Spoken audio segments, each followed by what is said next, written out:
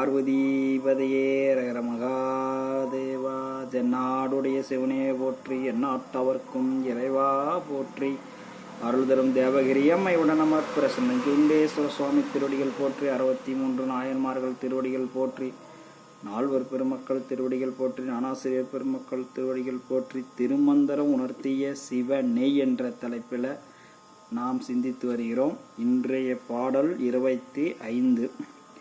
தொடர்ந்து நின்றானை தொழுமின். தொடர்ந்து சுவாமியை வழிபாடு செய்துட்டு வரணும். தொழுதல் படர்ந்து நின்றானே பரிவரகம் முற்றம். கடந்து நின்றானே கமல மலர் மேலே புணர்ந்து இருந்தான் அடி புண்ணியன் ஆமே. சுவாமி சகஸ்திரஸ்தானத்தில் இருந்து நம்மளை காத்தருள்றாரு. அப்படிப்பட்ட சுவாமியை நாம் தொடர்ந்து வழிபாடு செய்ய வேண்டும். தொடர்ந்து வழிபாடு செய்வது தான் பயிற்சி. அப்படிப்பட்ட சாமியை தொடர்ந்து வழிபாடு செய்துக்கிட்டு வந்தால் நமக்கு திருவடி பேர் கிடைக்குது அப்படின்னு திருமூல நாயனார் சொல்கிறாரு. சாமி இதய கமலத்தில் இருக்கிறாரு, நம்மளுடைய சகஸ்திரஸ்தானத்துலேயும் சுவாமி இருக்கிறாரு. அப்படிப்பட்ட சுவாமியை நாம் தொடர்ந்து வழிபாடு செய்துக்கிட்டு வர வேண்டும். நமக்கு மிகப்பெரிய புண்ணியம். சுவாமி இந்த ஆன்மாக்களுக்காக அவர் தொடர்ந்து வரார். இந்த ஆன்மா எப்படியாவது கரை சேர்த்துனுங்கிறது தான் ஒரு தாயோட வழி. என்ன, எப்படியாவது நம்ம பையன் படிக்கணும்.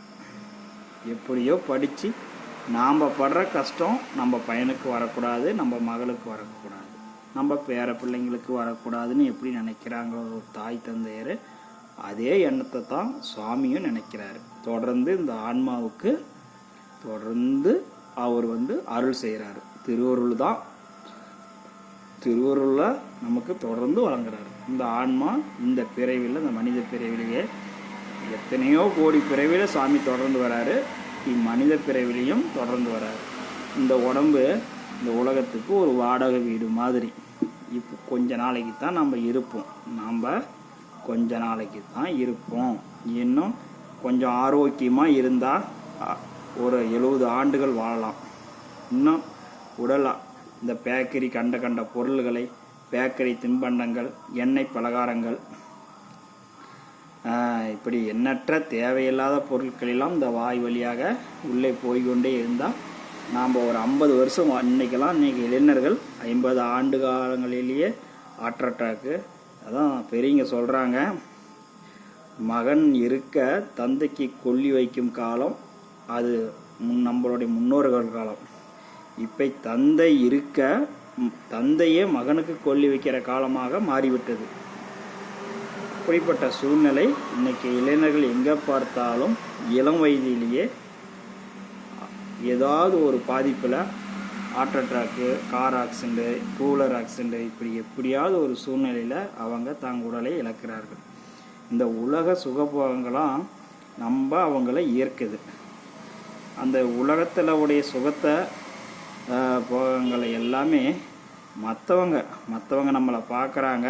எல்லாமே நம்ம மற்றவங்களுக்காகத்தான் வாழ பழகிட்டோம். இந்த உலகத்தில் மற்றவங்க பார்க்குறாங்க, அதுக்கு தகுந்த மாதிரி வாழணும். மற்றவங்களுக்காக வண்டி வாங்கி ஓட்டுறது, மற்றவங்களுக்காக ஒவ்வொரு செயலையும் செய்து வராங்க. இது எல்லாமே மற்றவங்க பார்க்கணும், மற்றவங்களுக்கு ஒரு ஆடம்பரமாக இருக்கணும் அப்படின்னு செய்கிற செயல் தான் பெருந்துன்பத்துக்கு ஆளாகிறது. ஆன்மாக்கள் மிகவும் வருத்தப்படுகிறது. இந்த பிறவியில் இந்த உடம்பிலிருந்து இறைவனை அடைய முடியாதுன்னு ஆன்மா கண்ணீர் விட்டு அழுகிறது. ஆன்மாவுடைய மனசை யார் புரிஞ்சுக்கிறாங்க? ஏதோ நினச்சபடி வாழ்கிறாங்க. எது நினச்சி எது நம்ம பெரியவங்க என்ன சொல்லியிருக்கிறாங்க அதையெல்லாம் கடைப்பிடிக்கிறது இல்லை. ஏதோ இருக்கிற யாரை பற்றியும் கவலைப்பட மாட்டாங்க. நீங்கள் இன்றைக்கே நீங்கள் செத்தாலுமே யாரும் உங்கள் கூட இருக்கிறவங்க கூட கவலைப்பட மாட்டாங்க. ஏதோ அந்த துயரத்தில் அந்த ஒரு சில மணி நேரங்கள் அவங்களுக்கு ஒரு துயரமாக இருக்கும். நம்ம கூட பழகினவங்க இப்படி நம்மளை விட்டு போயிட்டாங்கன்னு, நம்ம குடும்பத்தில் இருந்தாங்க அவங்க இறந்துட்டாங்கன்னு ஒரு சின்ன கவலை தான் இருக்குமே தவிர அது தொடர்ந்து அவங்களிடத்துல இருக்காது. அவங்க மறந்துட்டு அவங்களுடைய பணிகளை செய்வாங்க. அதனால் நாம் நம்ம உடம்பையும் பார்த்துக்கணும், குடும்பத்துக்கு உண்டான கடமைகளையும் செய்து வர வேண்டும். குடும்ப கடமைகளை செய்துவிட்டு நாம் அதை விட குடும்ப கடமையை விட இந்த ஆன்மா பல பிறவிகளாக தொடர்ந்து பிறவி எடுத்துக்கிட்டு வருகிறது. இப்பொழுது மனித பிறவியாகிய நாம் இருக்கிறோம். இந்த பிறவிலேயே அதுக்கு இறைவன் திருவடி பேறு கிடைக்கிறதுக்கு நாம் பயிற்சியும் முயற்சியும் செய்து வர வேண்டும். அப்படி நம்ம முயற்சி செய்தால் நம் கூடிய விரைவில் மனித பிறவிலிருந்து சீக்கிரமாக இறைவனை அடைவதற்கு பெரிய வாய்ப்பு இருக்குது. அதனால் நீங்கள் கவனமாக இருக்கணும். இந்த உடம்பை மிக கவனமாக பார்த்துக்காங்க. யாரிடத்துலையும் அதிகமாக பழக வேண்டாம். போதும். நாம் 40 வருஷம் சொந்தம் பந்தம் உறவுக்காரங்க நண்பர்கள் இப்படி எல்லாம் பழகி பார்த்துட்டு தான் இவங்கள் எல்லாத்தையும் அவங்களெல்லாம் நம்ம தவறாக சொல்லக்கூடாது. அவங்கள நாம் பார்த்தாச்சு, பழகியாச்சு. அவங்கள இடத்துலேருந்து சில பாடங்களை கற்றுக்கிட்டோம். மீண்டும் மீண்டும் நாம் இன்று முதல் நாம் அவங்க அப்படி இவங்க இப்படி அவங்க குணங்கள் சரியில்லைன்னா ஆய்வு பண்ணிக்கிட்டு இருக்கக்கூடாது. அது மனிதர்கள்னால் அப்படித்தான் இருப்பாங்க. நீங்கள் ஒரு முடிவு செய்துக்கணும். மனிதர்கள் அவங்க அப்படித்தான் இருப்பாங்க. முதல்ல உங்களை நீங்கள் திருத்திக்க பாருங்கள். நாம் யாரையுமே திருத்தக்கூடாது. மற்றவங்களை திருத்தணும்னு நம்ம குடும்பத்தில் இருக்கிறவங்களை கூட நம்ம திருத்தணும்னு நினைக்கக்கூடாது. நம்ம பிள்ளைங்களை நம்ம திருத்தணும், நம்ம மகன்களை திருத்தணும் அப்படின்னு மனைவிமார்களை திருத்தணும் அப்படிங்கிற வழிபாடு சைவ வழிபாடு அல்ல. நம்மளை பார்த்து அவங்க திருந்தணும். அதுதான் உண்மையான சைவ வழிபாடு. நாம் திருநீர் அணிங்க, உத்திராஜம் போடுங்கன்னு நாம் யாரையும் கட்டாயப்படுத்தக்கூடாது. நம்ம வழிபாடு சிறப்பாக இருந்தால் நம்மளை பார்த்து அவங்க பின்தொடர்ந்து வரணும். அவங்கள நம்ம வழிக்கு தான் வர வைக்கணும். அதனால் அவங்க வழிக்கெல்லாம் நம்ம போக முடியாது. நாம் சிறப்பாக வழிபாடு செய்துக்கிட்டு வந்தோம்னா அவங்க உலகத்தில் நடக்கிற நாம்ளே துன்பத்தை தாங்க முடியாமல் தான் சிவ வழிபாட்டில் இருக்கிறோம். உலகத்தில் சும்மாவா சாமி வச்சிருப்பார்? பல துன்பத்தை அனுபவிச்சுட்டு இருக்கிறாங்க. யாருக்குமே கஷ்டம் இல்லைன்னு தயவு செஞ்சு சொல்லாதீங்க. காசு இருக்கிறவனுக்கும் கஷ்டம் இருக்குது, எல்லாத்துக்கும் நிம்மதி இருக்குது. பொண்டாட்டிமாருங்களோட சந்தோஷமாக பிள்ளைங்க குட்டியோட இருந்தால் எதுக்கு கோயிலுக்கு வராங்க? அதுவே பெரிய சுகமாக இருந்தால் நம்ம கோயில் பக்கம் எதுக்கு திரும்பி பார்க்குறாங்க? அவ்வளோ பெரிய அழகான குடும்பம், அழகான பொண்டாட்டி பிள்ளைங்க, அப்படி ஒரு வீடு, அப்படி ஒரு நிலப்பலங்கள், நம்ம வீட்டில் பணத்தை மெத்தையில் விரித்து போட்டு படுத்து தூங்குற சுகம், ஏசி ரூம்பு, இதெல்லாம் விட்டுட்டு இந்த கொசுக்கடியில் கோயிலில் உட்காந்துக்கிட்டு இருக்கிறாங்க. அப்படின்னா அவங்க மனசு அங்கே அவ்வளோ பெரிய வீட்டில் நிம்மதி இல்லை, அது நிரந்தரம் இல்லை அப்படின்னு இந்த உடல் எது நிரந்தரமானது அப்படின்னு கோயிலை தேடி வராங்க. முகலாயர் ஆட்சிகளை 800 வருஷம் அவங்க ஆண்டாங்க. மன்னர்கள் காலத்துக்கு பிறகு முகலாயர்கள் முஸ்லீம் 800 வருஷம் ஆண்டாங்க. அதுக்கப்புறம் கிறிஸ்டின் அவங்க வெள்ளைக்காரங்க 200 வருஷம் நம்ம இந்தியாவை ஆண்டாங்க. 1000 வருஷமாக நம்ம இந்திய கலாச்சாரங்கள் பண்பாடுகள் நம்மளுடைய தமிழ் நெறிமுறைகள் எல்லாமே சீரழிஞ்சு போய் அது அப்படி போன பிறகும் நம்மளுடைய பொக்கிஷங்கள் மீண்டும் உயிர் பெற்று இன்று நம்ம மக்களை காத்து வருகிறது. இப்போ தான் சுதந்திரம் அடைஞ்சிருக்கிறோம். சுதந்திரம் அடைஞ்சி நமக்கு 1000 வருஷம் நம்மளோட இந்தியாவை யாரெல்லாமே எப்படியெல்லாமே சீரழிச்சிட்டாங்க. இப்பொழுது தான் சைவம் தலை தூங்கி வருகிறது. இப்படிப்பட்ட சூழ்நிலையில் நம்ம கவனமாக இருக்கணும். யாரை பற்றியும் கவலைப்படக்கூடாது. பிறருக்கு நீங்கள் அறிவுரையே சொல்லக்கூடாது. அவங்க யாருக்குமே அறிவுரை சொல்லுவது யாருக்குமே பிடிக்காது. நீங்கள் உங்களுடைய ஒழுக்கத்தை பார்த்து அவங்க திருந்தணும். செயலால் தான் அவங்க திருந்தணும். நாம் சொல்லி யாரும் திருந்த மாட்டாங்க. சொல்கிறதுனால உங்களுக்கு கெட்ட பேர் தான் வரும். யாரையும் திருத்தணும்னு நினைக்காதீங்க. கூடக்கிறவங்களை கூட கூடக்கிற மனைவி கூட நீ இப்படி இருக்கணும் அப்படி இருக்கணும் சொல்லாதீங்க. நீங்கள் அவங்களுக்கு செய்ய வேண்டிய கடமைகளை செய்துவிட்டு நீங்கள் ஒழுக்கமாக இருங்க. உங்கள் வாழ்க்கையை உங்களுடைய ஆன்மாவுக்கு நீங்கள் ஒழுக்கமாக இருங்க. மற்றவங்களுக்கெல்லாம் மற்றவங்களுக்காக நம்ம நடிக்கிறதோ இருக்கக்கூடாது. நாம் எப்பயுமே உண்மையாகவும் நேர்மையாகவும் வாழ்ந்தோம்னா நமக்கு இறையருள் கிடைக்குது. மற்றவங்களுக்காக நாம் எந்த விதத்திலும் நடிக்கக்கூடாது, பொய் பேசக்கூடாது. நாம் பிறருக்காகவே எந்த சூழ்நிலையும் வாழக்கூடாது. பிறர் அப்படி நினைப்பாங்க இப்படி நினைப்பாங்க அப்படிங்கிறதுக்காக வேண்டாம். நீங்கள் எப்பயுமே உங்களுடைய கேரக்டர் இதுதான் அப்படிங்கிறது நம்ம எல்லாத்துக்கும் தெரியணும். மற்றவங்களுக்காக நம்மளுடைய குணத்தை மாற்றிக்கூடாது. நான் சிவ வழிபாடு செய்வேன், தினசரி கோயிலுக்கு போகிறது தான் என்னுடைய குணம், தினசரி திருமுறைகளை பாடுவதுதான் என்னுடைய குணம், நான் தினசரி தியானம் இருப்பேன். இப்படி உன்னுடைய ஒழுக்குநரை உங்கள் உடம்பை ஆரோக்கியமாக வைத்துக் கொள்ளுங்கள். மருத்துவமனைக்கு நம்ம உடம்பை கொண்டுக்கிட்டு போகக்கூடாது. இந்த மருத்துவமனையில் இந்த உடம்பை கொண்டுக்கிட்டு போய் ஊசி சாதாரணமாக ஒரு ஊசி கூட போடக்கூடாது. அப்படி இந்த உடம்பை பத்திரமா எதுக்காக வைத்திருக்க வேண்டும் என்றால், திருமூலர் சொன்ன பல பயிற்சி முறைகளை செய்தால்தான் நாம் சிவபெருமானுடைய திருவடி பேறு அடைய முடியும்.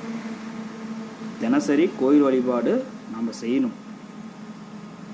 மங்கையர்க்கரசி அம்மா கூன்பாண்டியனை அவங்களாம் ஒன்றுமே திருத்தலை. அவங்க சைவத்தில் மங்கையர்க்கரசி அம்மா இருந்தாங்க. நம்ம அடியார் அவங்க கூன்பாண்டியன் ஒரு அரசன்.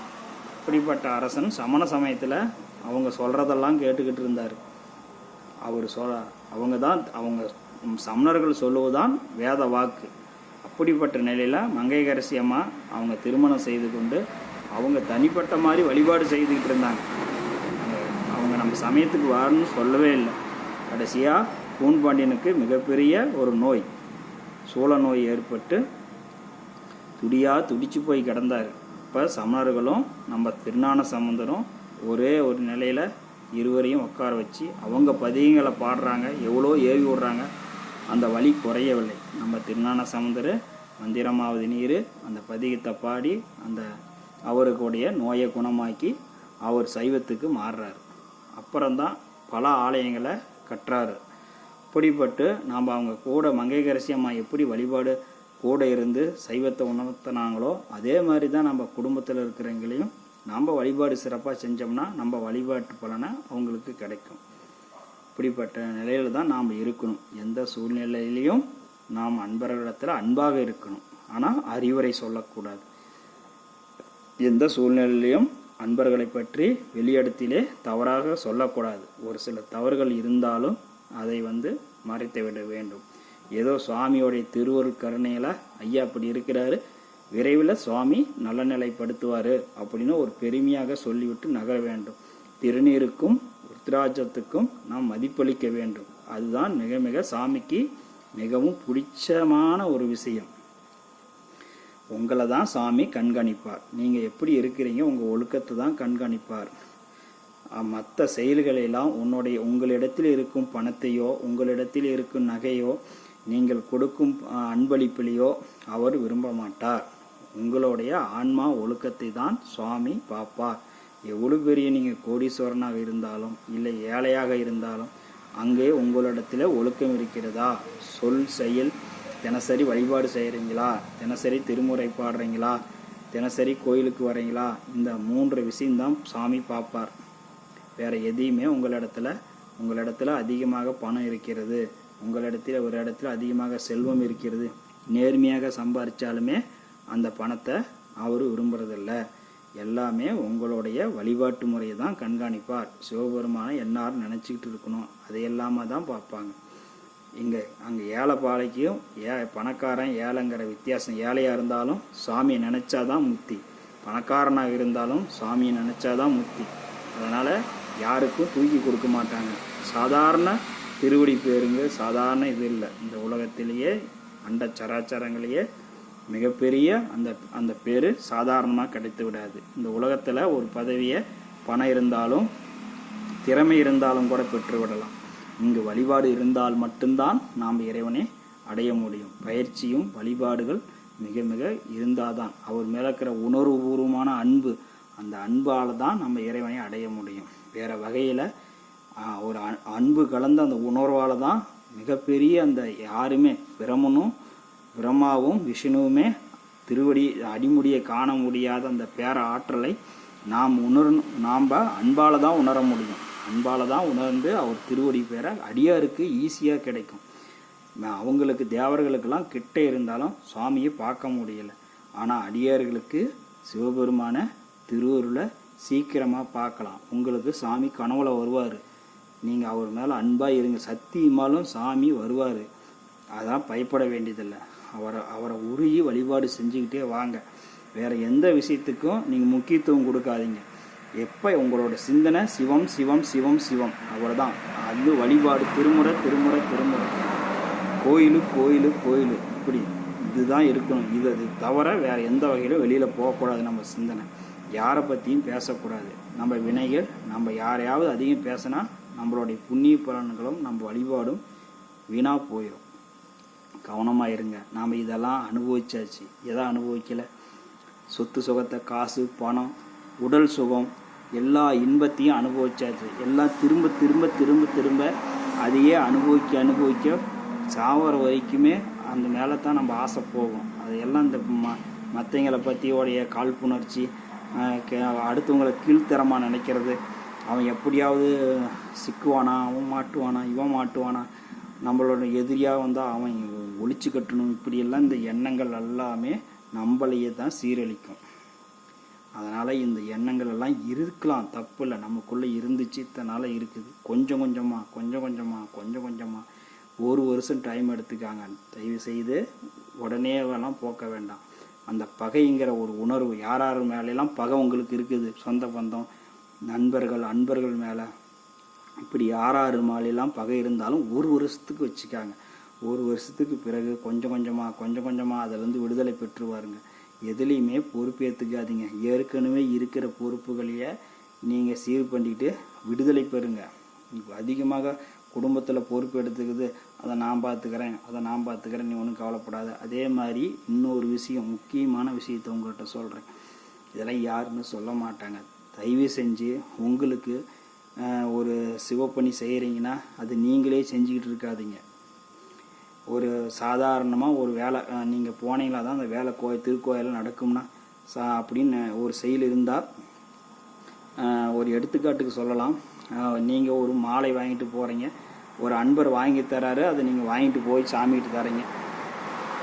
நீங்களே அந்த அன்பர்கிட்ட தினம் வாங்கிட்டு போய் அந்த சாமிக்கிட்ட அந்த பூஜைக்கு கொடுக்கறதுக்கு வேலையாக இருந்தால் அந்த வேலையை இன்னொருத்தருக்கு சொல்லி கொடுங்க. இந்த அன்பர் ஒரு மாலை கொடுப்பாரு இந்த பூக்கடையில், அதை வாங்கிட்டு போய் நீங்கள் சாமி இடத்துல கொடுங்க. நீங்கள் செஞ்சுக்கிட்டு இருக்கிற வேலையை இன்னொருத்தரை பழக்கி விடுங்க. நீங்கள் அதிலேருந்து விடுதலை பெறுங்க. எல்லா சிவப்பணிகளிலையும் ஒரு வேலைக்கு ஒரு கோயிலில் ஒரு அவசியக பொருள் கலக்கிறோம்னா கூட அது 10 பேருக்கு தெரியணும். 10 பேருக்கு அந்த நாம்ளே அன்றைக்கி போகலைனாலும் அந்த வேலை ஆட்டோமேட்டிக்காக நடக்கணும். அதை நீங்கள் செஞ்சுக்கிட்டு இருக்கிறீங்கன்னா நீங்கள் செய்கிற வேலை எந்த சிவப்பணி சிவத்தொண்டாக இருந்தாலும், ஒரு எந்தவித ஒரு சிவத்தொண்டாக ஒரு அடியாருக்கு சமையல் பண்ணுற வேலையாக இருந்தாலும் அது 10 பேர்த்துக்கு சொல்லி கொடுக்கணும். அன்றைக்கி அந்த நபர் செய்ய முடியலனாலும் இன்னொருத்தர் செஞ்சுக்கிட்டு வர அளவுக்கு நம்ம எல்லாம் பயிற்சியை சொல்லி கொடுக்கணும். நாம்ளே எல்லா ரகசியத்தையும் நாம் எல்லா தொண்டுகளையும் எல்லாருக்கும் சொல்லித்தர வேண்டும். இந்த கூட்டணும். தினசரி ஒருத்தர் கூட்டிகிட்டு இருக்கிறாருன்னா அவர் அன்றைக்கி லீவ் போட்டுருவார். அது கூட்டுறது நிற்கிப்போம். அதே நாம் இருந்தாலும் இன்னொருத்தர் ஐயா இதை கூட்டுங்கய்யா, அந்த கோயிலை தொடச்சி விடுங்க, தினம் நான் தான் துடைப்பேன் அப்படின்னா சொல்லக்கூடாது. எல்லா பணிகளையுமே மற்றவர்களையும் வேலையில் அமர்த்தி அவங்களையும் சிவத்தொண்டு புரிய வைக்கணும். எல்லாரையும் திருமுறை பாட வைக்கணும். நாம்ளே எடுத்துக்கிட்டு பாடிக்கிட்டு இருக்கக்கூடாது. நமக்கு தான் பாட தெரியும். நாம் எந்நேரமும் கோயில் இருக்கிறோம், நாம் பாடிக்கலாம். நாம் என்ன அந்த சபையில் தான் நாம்ளே பாடணுங்கிறதெல்லாம் ஒன்றும் இல்லை. திருமுறையில் புது அன்பர்களுக்கு நீங்கள் படித்து பழகுங்க. கூட்டத்தில் படிக்கும்போது அவங்களுக்கு கூச்சமாக இருக்கும். நாங்களாம் அடியார்கள், நாங்களாம் இப்போ உச்சகால பூஜையில் ஆரம்ப காலத்தில் நாங்களே எல்லா பதிகம் பாடுறதுக்கு கூட அன்பர்கள் வரமாட்டாங்க. அப்போல்லாம் நாங்களே எல்லா பதிகமும் பாடுவோம். அடியேன்னா நிறையா பதிகம் பாடிருக்கேன். காலங்கள் கடக்க அன்பர்கள் அதிகமாக வந்துட்டாங்க. ஆளுக்கு ஒரு பதிகம் பாடுறாங்க. அப்போ நாங்கள் இப்போ வேடிக்கை பார்த்துட்டு இருக்கோம், காதில் கேட்குறோம். இத்தனை பேர் படிக்கிறாங்க, அது எங்களுக்கு ஆனந்தமாக இருக்குது. அது மாதிரி பிறருக்கு வாய்ப்புகளை விட்டு கொடுத்து வர வேண்டும். தாமே செய்யணும் அப்படிங்கிற ஆணவம் நமக்கு இருக்கக்கூடாது. எல்லாரும் திருமுறைகளை படிக்கணும், புது அன்பர்களை ஊக்குவிக்கணும். அப்படிப்பட்ட சூழ்நிலையில் எல்லாரும் திருக்கோயிலுக்கு வாங்க. எப்பொழுதுமே சிவபெருமானை விட்டுறாதீங்க. திருமூலர் சத்தியம் பண்ணி சொல்கிறாரு, நமக்கு தொடர்ந்து வந்துக்கிட்டே இருக்கிறாரு. அதனால் நீங்கள் இந்த தினசரி கோயிலுக்கு வர்றது, தினசரி உச்சகால பூஜையை பார்க்குறது, சிவபுராணம் பாடுறது, திருமுறைகளை பாடுவது, அடியார்கள் இடத்துல சாமியை பற்றி பெருமையாக சொல்லணும், இப்படி எல்லாமே ஒரு கவனமாக இருந்து நீங்கள் வழிபாடு செஞ்சிங்கன்னா இறைவனை சீக்கிரமாக நம்ம அடைஞ்சிடலாம். நாம்பளாம் ஒரு 9வது வரைக்கும் எப்படி வேணாலும் ஆல் பாஸ் போட்டுறாங்க. ஒரு 10ங்கிறது கண்டிப்பாலும் 10th +2 மாதிரி தான் நம்ம கோயில். இந்த கோயில் இருந்து நம்ம திருமுறைகளை அடியார் இடத்துல பழகுறது இது எல்லாமே வந்து உலகத்தில் நம்ம எத்தனை சாமி கும்பிட்டு இருந்தாலும் தப்பு இல்லை. அதெல்லாம் கடந்து வந்தாச்சு. இப்போ நம்ம +2 எக்ஸாம் எழுத போகிறோம். அதெல்லாம் நம்ம பாஸ் ஆனால் தான் நம்ம ஞானம் திருவடி பேரை அடைய முடியும். அந்த பயிற்சியில் நம்ம வெற்றி பெற வேண்டும். சாதாரணமாலாம் கிடைக்காது. ஏதோ சாமி கும்பிட்டோம் உடனே நமக்கு திருவடி பேர் கிடைச்சிரும் அப்படின்னு நினச்சிக்கிட்டு தப்பு கணக்கு போட்டுட்டு இருக்காதீங்க. சத்தியமாலும் நம்மளையும் சாதாரண மக்கள் மாதிரி தான் எடுத்து புதைப்பாங்க. அப்படிப்பட்ட ஒரு வாழ்க்கை தான் நமக்கு கிடைக்கும். ஏன்னா சாகும்போது உயிர் துன்பப்படாமல் போவோம், அவ்வளோதான். மீதி எல்லா வினைகளும் நமக்கு மற்றவங்க உலகத்தார் சாவறது எப்படியோ அதே தான் நமக்கும் செய்வாங்க. அப்படிப்பட்ட ஒரு நிலை நமக்கு ரெடியாக இருக்குது. ஆனால் இதிலேருந்து நம்ம தப்பிக்கணும். இந்த நாம் சிவ வேடத்தில் இருந்தாலும் உலகத்தார் வாழ்க்கையை வாழ்ந்துக்கிட்டு இருந்தால் உலகத்தார் வாழ்க்கை தான் கிடைக்கும். ஏதோ ஒரு சில விஷயங்கள் தான் அடுத்த பிறவி கொஞ்சம் மேன்மையான பிறவி கிடைக்குமே தவிர நமக்கு இப்பிறவியே முடிவுற்று போயிடும் அப்படின்னா சொல்ல முடியாது. ஆனால் இந்த பிறவிலேயே நம்ம இறைவனை அடைவதற்கும் வழி இருக்குது. அதுக்கு நீங்கள் முயற்சி எடுக்கணும், பயிற்சி பண்ணணும். பண்ணுறனா ஈஸியாக நம்ம இறைவனை அவரோட திருவடியில் அடங்கிடலாம். இந்த உயிர் அவரோட திருவடிக்கு போகிறத உலகம் போகிறா சொல்லிவிட்டே நம்ம போகலாம். நல்லா 4 பெருமக்கள் 63 நாயன்மார்கள்லாம் நம்ம மண்ணில் வாழ்ந்தவங்க, நம்மளை மாதிரி வாழ்ந்தவங்க எல்லாமே தொண்டு செஞ்சாங்க. வேறு எதையுமே சேர்த்தலை. தொண்டு செஞ்சு இறைவனை அடைஞ்சது எல்லாம் நம்ம ஆதாரத்தோடு இருக்கிறோம். நம்ம சமயம் ஒன்று தான், நம்ம சைவ சமயம் ஒன்று தான். அத்தனை ஆதாரங்களை வச்சுருக்குது. நம்ம சிவபெருமான் அடையலாம். சிவபெருமான் இப்படிப்பட்டவர்னு சொன்னதே நம்ம சைவ சமயம் தான். இப்படி எல்லாம் சாமி இந்த ரூபத்தில் தான் இருக்கிறாரு. அவங்களாம் பார்த்து அவங்க சொல்லியிருக்கிறாங்க. உங்களுக்கும் அந்த அனுபவம் கிடைக்கும். அதை நீங்கள் மக்கள் இடத்துல சொல்லுங்கள். அதே மாதிரி எல்லாரோடத்திலும் அன்பாருங்க. சிவா திருச்சிற்றம்பலம். மேலும் பல பயிற்சி வகுப்பில் சிந்திக்கலாம். நீங்கள் கவலைப்படாதீங்க. மனசை தளராமல் வாங்க. தொடர்ந்து உங்களுக்கு எல்லா விதமான வழிகாட்டுதலும் இறைவன் திருவுருள் கிடைக்கும். சிவா திருச்சிற்றம்பலம். மீண்டும் நாம் நாளை சந்திப்போம். திருவாசகம் மரணமில்லாத பெருவாழ்வு என்ற தலைப்பில் சிந்திச்சு வருகிறோம். இன்று புல்லாகி பூடாய் புழுவாய் மரமாகி விருகமாகி பறவையாய் பாம்பாகி கல்லாய் மனிதராய் பேயாய் கணங்களாய் வல்லரசராகி முனிவராய் தேவராய் செல்லா நின்ற தாவர சங்கமத்துள் எல்லா பிறப்பும் பிறந்தளித்தேன் எம்பெருமான். சாமியே இத்தனை பிறவே பிறந்திருக்கிறோம். நம்ம பார்த்துக்கிட்டிங்களா?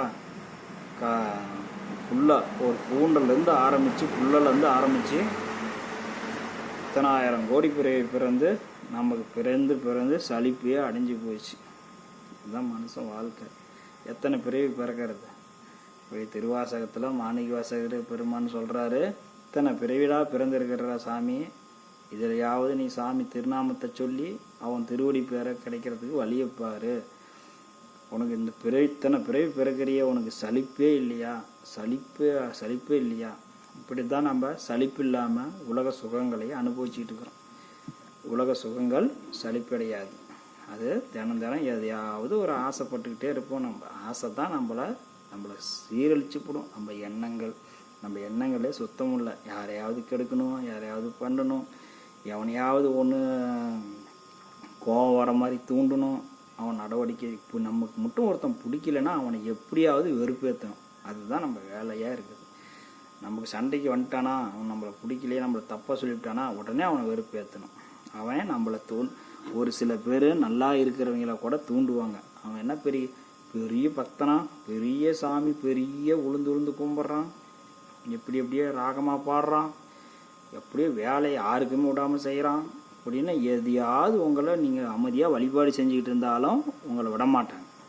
நீங்கள் தினசரி அமைதியாக கோயிலுக்கு வந்தாலும் உங்களை விடமாட்டாங்க. எதையாவது ஒன்று நோண்டி உங்களை வாயை பேச வச்சு, உங்களை கோவப்படுத்தி, உங்களை பேச வச்சு, அப்பாடா எப்படியே சாமி அவனுக்கு வினையை கொடுத்துட்டாரு. எதையாவது நீங்கள் கோவத்தில் கத்தி விடுவீங்க. கோவத்தில் உங்களை பார்த்தா கேலியாக பார்ப்பான், கேலியாக கிண்டல் பேசுவோம். அவன் கிடக்கிறான் அப்படிமா உடனே நமக்கு கோவம் வரும். கோவம் வந்து நம்ம சத்தம் போட்டுருவோம். சத்தம் போட்டால் வினை வந்துடும். இப்படி நம்மளை வினையை ஏற்படுத்துறதுக்குன்னே ஒரு குரூப் இருக்குது. அது யார் அந்த குரூப்பு? சுவாமியோடைய நேரடி பார்வையில் இருக்கிறவ குரூப்பு. சாமி தான் அவங்கள வச்சு தூண்டுறாரு. இவன் வர ஒழுங்காக வழிபாடு பண்ணுறான்.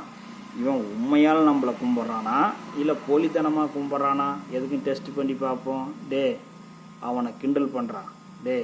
அவனை எதையாவது ஒன்று நோண்டு, அவனை கோவப்படுத்தி பார்க்கலாம். ஒரு மனுஷனை என்றைக்குமே எல்லாரும் நல்லவன் நினச்சிட்டு இருக்காதீங்க, கோவப்படுத்தி பாருங்க, அவங்க குணம் தெரியும் அப்படின்னு பெரியவங்க சொல்லுவாங்க. நீங்கள் கோவப்படுத்திட்டீங்கன்னா கூட இப்போ 20 வருஷமாக பழகிட்டு இருப்பான், உடனே ஓட செலுத்தான் அவன் அயோக்கியதானே எனக்கு தெரியாதா? எத்தனையோ நீங்கள் சேவை செஞ்சுருப்பீங்க, எத்தனையோ ஒரு உதவி செஞ்சுருப்பீங்க, எவ்வளோ ஆபத்துக்கெல்லாம் அதெல்லாம் மறந்துடுவாங்க. உடனே நீலாம் எப்படியான்ட்டு ஆள் தெரியுமா, அங்கே போனவன் இங்கே போனவன், நீ அவளை பார்த்தவன் இவளை பார்த்தவன் என்னென்னவோ பேசி நம்மளை கேவலப்படுத்திடுவாங்க.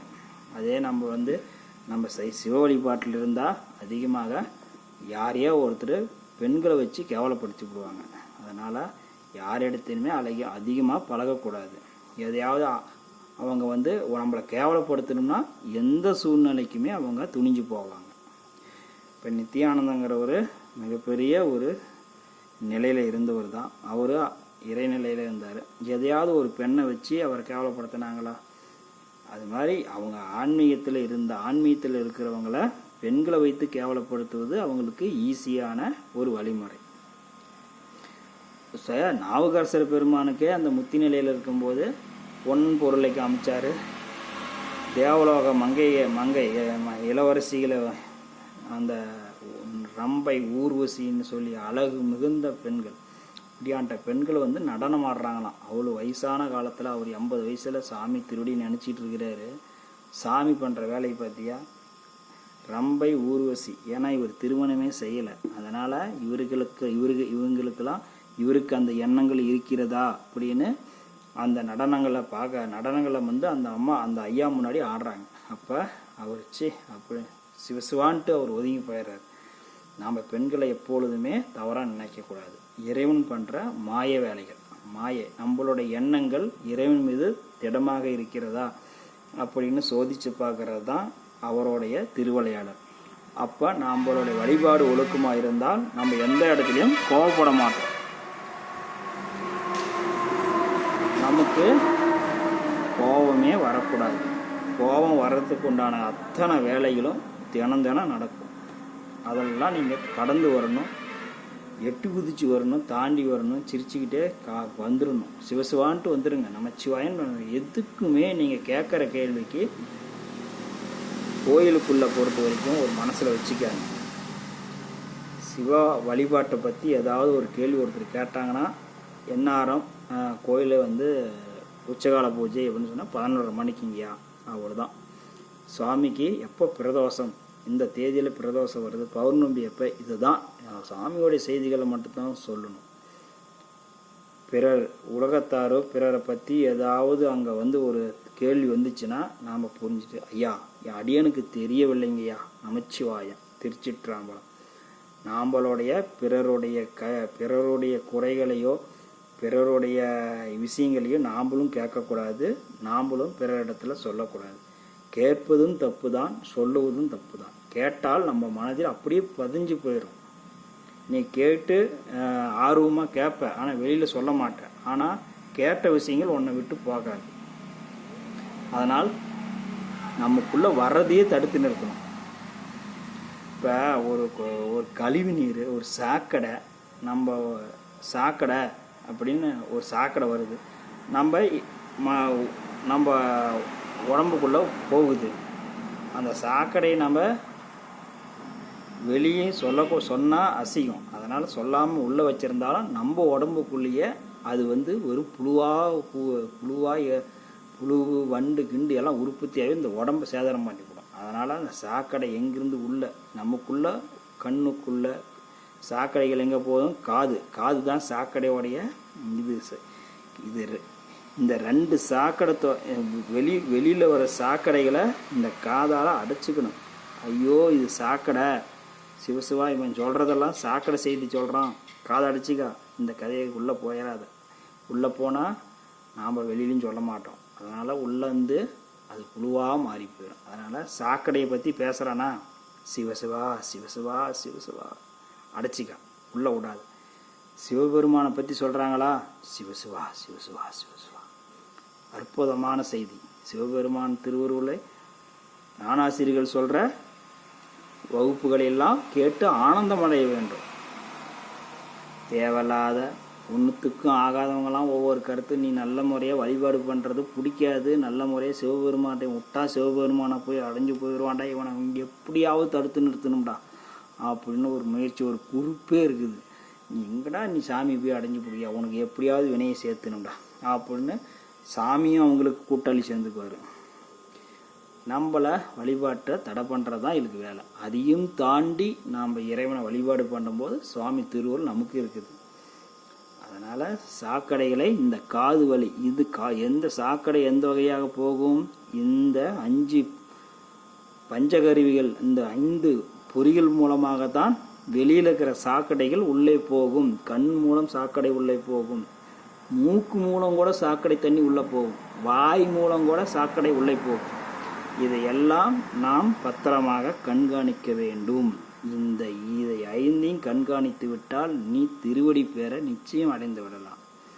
இதில் 5ல் அசால்ட்டாக இருந்துட்டினா 7 ஜென்மம் எடுத்தாலும் உன்னை யாரும் திரத்த முடியாது, நீ திருவடி பேரும் அடைய முடியாது. ஏதோ நம்ம வேடம் போட்டதுக்கும் உத்திராஜானந்துக்கு இத்தனை நாளாக கோயிலுக்கு வந்ததும் ஏதோ சாகும்போது இழுத்துக்கிட்டு சாவாமல் போயிடலாம். அப்படி உத்திராஜகம் திருநீர் போட்டவங்களே உயிர் நான் எனக்கு தெரிஞ்ச அன்பர்கள்லாம் சாகும்போது நம்ம கஷ்டப்பட்டு செத்துருக்குறாங்க, படுத்த படைக்கியாக கடந்து செத்துருக்குறாங்க. அவங்களுக்கெல்லாம் நல்ல மரணம் கூட நல்ல மரணமாக அவங்க கிடைக்கல. ஆனால் தினசரி வழிபாடு பண்ணலாம். அப்படின்னா நினச்சி பாருங்கள், நல்லா வழிபாடு பண்ணி தொண்டு செஞ்சவங்களுக்கு நல்ல மரணம் கிடைக்கல. என் அனுபவத்தில் நான் பார்த்தது, அவங்களாம் கஷ்டப்பட்டு இறந்தாங்க.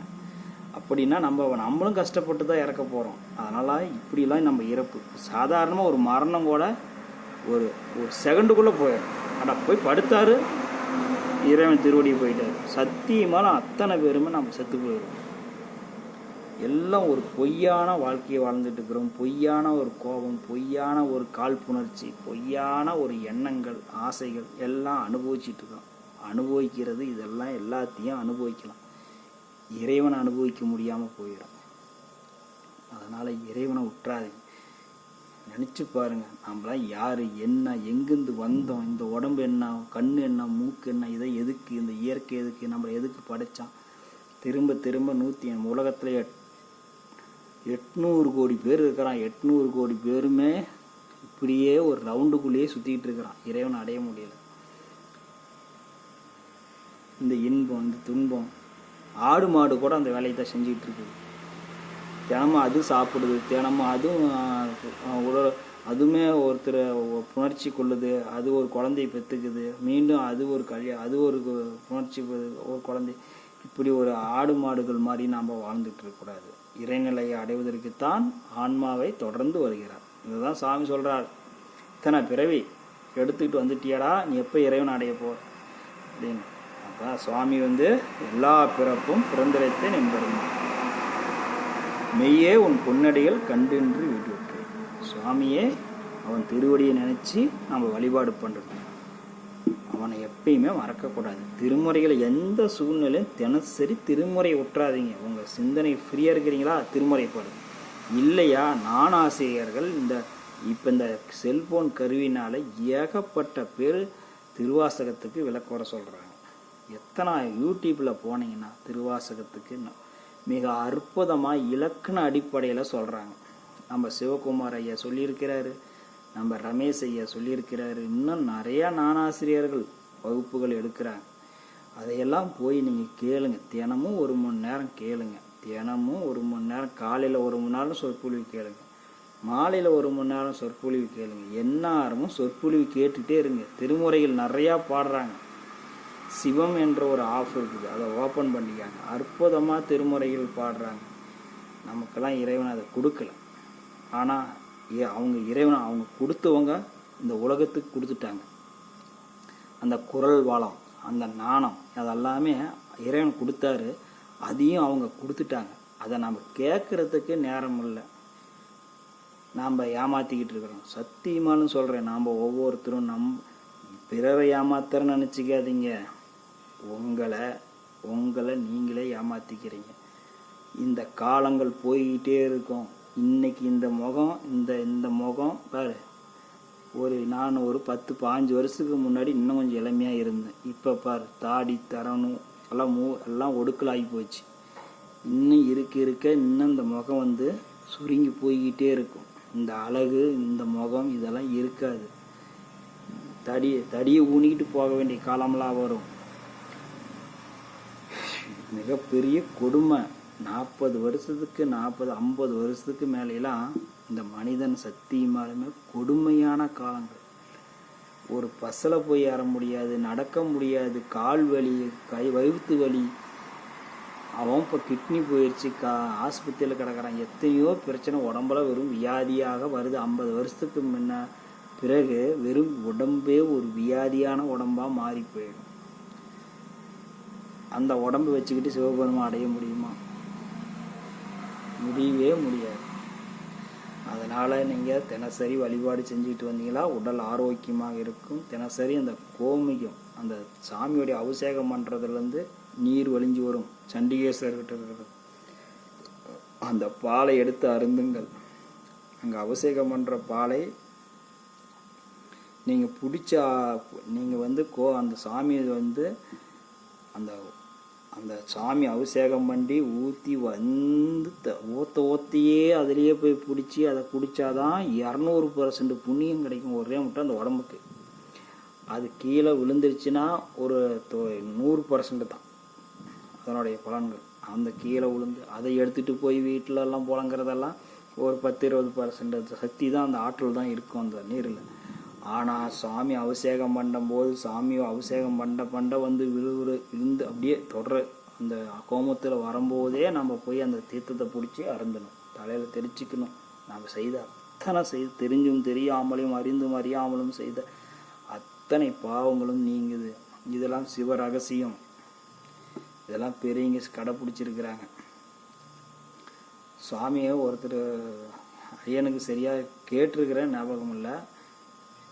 நீங்கள் வந்து ஒரு முத்தி கொடுக்குங்க, ஒரு சபை ஒரு முனிவர் இருக்கிறாரு, ஒரு முத்தி கொடுங்க அப்படின்னு சொல்கிறாரு. முத்தி கொடுங்க அவங்கள, அப்போ தான் நாங்கள் நேராக கொடுத்தாதான் நீங்கள் முத்தி கொடுக்குறத நாங்கள் எங்கள் கண்ணால் பார்க்கணும் அப்படின்னு அந்த அரசன் சொல்கிறார். அப்போ அந்த அந்த அந்த முனிவர் பார்க்குறாரு. அன்பர் சாமி அரசனை பார்த்து, ஐயா, இங்கே முத்தி நிலையில் இருக்கிற ஒரு ஆன்மாக்கள் கூட இங்கே யாருமே இல்லையே, நான் யாரை போய் முத்திக்கு அனுப்புறது அப்படின்னு கேட்குற அந்த குருநாதர். கடைசியாக இல்லை, நீங்கள் கொடுத்தாகணும் அப்படின்னு அரசன் சொல்லும்போது, சுவாமி, அந்த கோமத்துக்கு வழியாக வலிஞ்சு வர இடத்துல ஒரு பூண்டு இருக்குது, அந்த பூண்டு வேணால் முத்தி பேரு போகிறதுக்கு உண்டான தகுதி இருக்குது அப்படின்னு அந்த குருநாதர் சொல்கிறார். சரி, அப்படின்னா அந்த பூண்டுக்கு நீ முத்தி கொடு அப்படின்னு அரசன் சொல்ல, உடனே என்ன பண்ணுறாரு அந்த குருநாதர் அந்த பூண்டுக்கு முத்தி கொடுக்குறாரு. அந்த உபதேசத்தை சொல்கிறார் அந்த பூண்டுக்கு. சொன்னதும் அந்த பூண்டு அப்படியே வேறு பிடுங்கி அப்படியே எல்லாரும் பார்க்குறாங்க, அப்படியே போகுது, சுவாமியோட திருவடிக்கு போகுது, எல்லாரும் பார்க்குறாங்க. அந்த கோமுகத்தில் இருந்த பூண்டுக்கு தான் முத்தி பேர் இருந்துச்சாங்க. அப்படின்னா என்ன, அந்த பூண்டு என்ன பண்ணுச்சு, சுவாமியோடைய அபிஷேகத்தை தினமும் தான் அதுலேயே அது வாழ்ந்துருக்குது. அது உயிர் வாழ்கிறதே, அந்த பூண்டு உயிர் வாழ்கிறதே அந்த சாமியோடைய தீர்த்தத்தில் தான் வாழ்ந்துருக்குது. அந்த தீர்த்தம் அவ்வளோ பெரிய மகத்துவம். அந்த உலகத்திலேயே மிக சிறந்த தீர்த்தம் எது?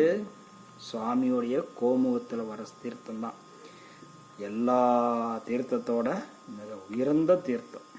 அப்படிப்பட்ட தீர்த்தத்தை நம்ம தினசரி உள்ள குடிச்சிக்கிட்டு வரணும், தெளிச்சுக்கிட்டு வரணும். நீங்கள் அபிஷேகத்தை ஒரு நாளைக்கு அபிஷேகத்தை பாருங்கள், அப்புறம் ஒடியாந்து இங்கே வந்துடுங்க. இங்கே வந்து கோமுகத்தில் இருக்குங்க, அங்கே வந்து சுவாமியோடைய தீர்த்தத்தை எடுத்து அப்படியே நேரடியாக, எந்த கப்பால் எதுலேயும் பிடிக்கக்கூடாது, நேரடியாக கையில் பிடிச்சி அப்படியே அருந்தணும். உடனே அடுத்த நிமிஷமே அப்படி ஒரு 200% வைப்ரேஷன் நம்ம உடம்புக்கு கிடைக்கும். ஒரு கேன்சர் நோயே இருந்தாலும் குணமாகும். அப்படியாட்ட ஆற்றல் அந்த சுவாமியோடைய அபிஷேக தீர்த்தத்துக்கு உண்டு. அப்படி நீங்கள் வந்து அதெல்லாம் நீங்கள் அனுபவிக்கணும். அதெல்லாம் நீங்கள் நீங்கள் தினசரி அதெல்லாம் நீங்கள் அதெல்லாம் ஒரு பயிற்சி தான். அதெல்லாம் தினசரி நீங்கள் செஞ்சுட்டு வந்தால் உடல் ஆரோக்கியமாக இருக்கும். நம்ம இறைவன்கிட்ட போய் சேருவதற்கெல்லாம் வழி அடி. தினமும் அந்த தீர்த்தத்தை குடிச்சிங்கன்னா மித்து பேர் அடைஞ்சிருக்கிறாங்க.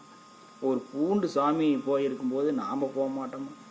வேறு என்னப்பா அவனை திருமுறை பாட சொல்கிறாங்களா? அந்த தீர்த்தத்தை எடுத்து உள்ளே குடிச்சிட்டு தலையில் தெளிச்சிட்டு போயிட்டே இருக்கு. எவ்வளோ பெரிய பாக்கியமான விஷயம். எதுவுமே வேலை செய்ய வேண்டியதில்லை. அந்த தீர்த்தத்துக்கு அவ்வளோ பெரிய மகத்துவம். சிவா திருச்சிற்றம்பலம். கோடான கோடி பிறவி எடுத்துகிட்டு வரோம். அந்த பிறவியெல்லாம் நம்ம நீங்கி திருவடி பேர் கிடைக்கணும். மாணிக்கவாசகர் திருவருள் புரியணும். சிவபெருமான் திருவருளால் நம்ம சீக்கிரமாக அந்த பயிற்சி எடுப்போம். எல்லாரும் கவனமாக தினசரி கோயிலுக்கு வாங்க. எல்லார் இடத்துலையும் அன்பாக இருங்க, விலகி இருங்க. அதிகமாக உறவாடிக்கிட்டு இருக்காதீங்க. நம்ம வழிபாட்டுக்கு அது இடையூறாக இருக்கும். காசு பணத்தை கொடுத்து பகையாக்கிக்காதீங்க. உங்களால் முடிஞ்ச ஒரு சோறு வாங்கி கொடுங்க. இல்லைன்னா சிவசிவான்ட்டு போயிருங்க. நான் அவனை காப்பாற்றுறேன் இவனை காப்பாற்றுறேன்னு இருக்கிறதெல்லாம் மனசை சஞ்சலம் பண்ணிக்காதீங்க. வழிபாட்டுக்கு முக்கியம் சிவபெருமான் திருவருள் தான். அன்பர்களிடத்தில் அன்பாயிருங்க. எதை கொடுத்தாலும் எதிர்பார்க்காதீங்க. கொடுப்பதை எதிர்பார்க்கக்கூடாது. எதிர்பார்த்தாதான் துன்பம் நமக்கு வரும். எதிர்பார்க்காமல் எதை வேண்டுமானாலும் செய்யுங்க, அதுக்கு தடையில்லை. எதிர்பார்த்து எதுவும் செய்ய வேண்டாம். இது நாளைக்கு கொடுத்தால் எனக்கு நாளைக்கு கிடைக்கும்னு எதிர்பார்க்காதீங்க. எதிர்பார்க்கும் பொழுது அங்கே துன்பம் மிகப்பெரிய அளவில் இருக்குது. அதனால் எதிர்பார்க்காமல் உதவி செஞ்சுட்டு வாங்க. உதவி செய்யணும்னா யாருக்கு வேணால் உதவி செய்யுங்க. எதிர்பார்க்காமல் உதவி செய்யுங்க. எல்லாரிடத்திலும் அன்பாருங்க. சிவ திருச்சிற்றம்பலம். நமசிவாயம். மீண்டும் சந்திப்போம்.